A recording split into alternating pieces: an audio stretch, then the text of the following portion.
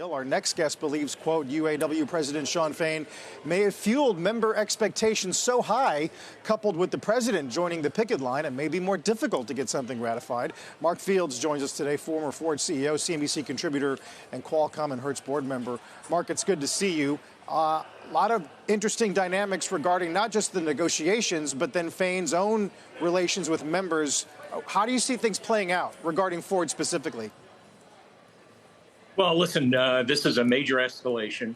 As is publicly known, this is Ford's biggest plant, and it's one of the biggest plants in the U.S.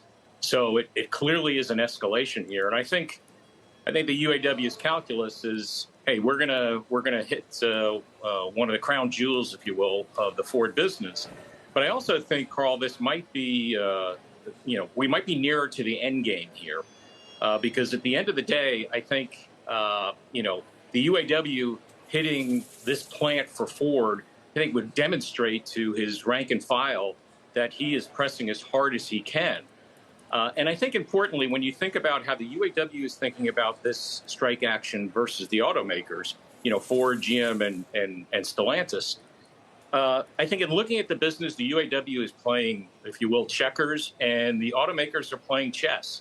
And what I mean by that is the UAW is just thinking one contract, which is about 4 years. Because, listen, they're elected officials. They have to get elected, another couple of years. So they have to show they're making ground. Whereas the automakers, they're thinking they're stewards of the business. So they have to think 5 to 10 years in advance in making sure that they're paying their employees fairly, but at the same time not saddling the companies with an uncompetitive position versus the non-union imports or Tesla or some of the new startups. Right. We should point out that Fain has begun to speak, and we'll monitor that for some headlines, of course. Facebook Live is normal. That was one of the things, Mark, was that the action against the Kentucky plant happened without the sort of routine live stream that Fain has been doing, and that took a lot of the street by surprise.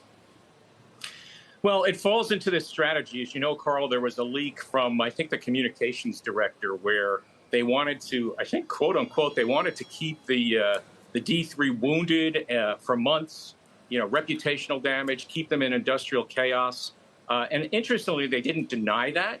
But you got to think about that. Just kind of think about working with, the employers who employ your rank and file, and you want to damage them in that way. I think this falls within that, construct of keeping the automakers, kind of unbalanced. But kudos to the automakers and saying, hey, listen, we're going to fight fire with fire. We're going to be a lot more transparent in terms of what's on the table for the rank and file.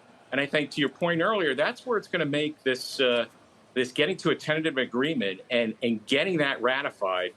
We're in uncharted territory because it's been so transparent, and Fain has been so transparent in raising the expectations, if you will.